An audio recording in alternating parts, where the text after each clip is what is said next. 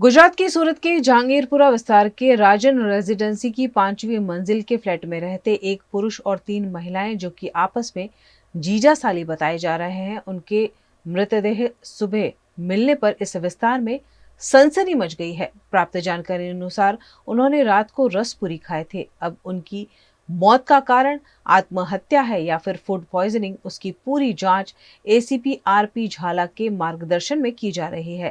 बारीक जानकारी पाने के लिए एफएसएल टीम भी बुलाई गई है।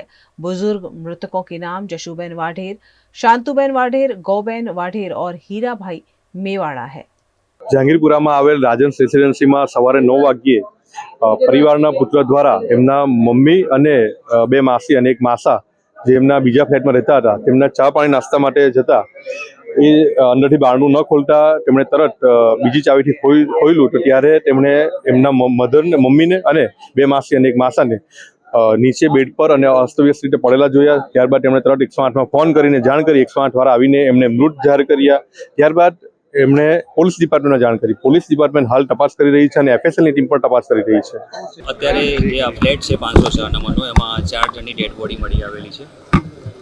4માં જે મરણ જનાર છે એમાં 3 લેડીઝ છે અને એક જેન્ટ્સ છે।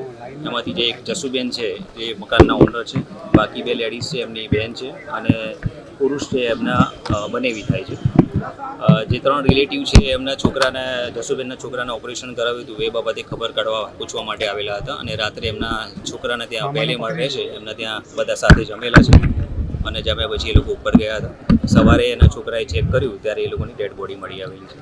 અત્યારે પ્રાઇમરી વોમિટિંગને થયેલું જણાય છે એટલે એના એફએસએલના અધિકારીને બોલાવીને સિમ્પટમ્સ જે સેમ્પલ છે સેમ્પલ કરવાની કાર્યવાહી ચાલુમાં છે।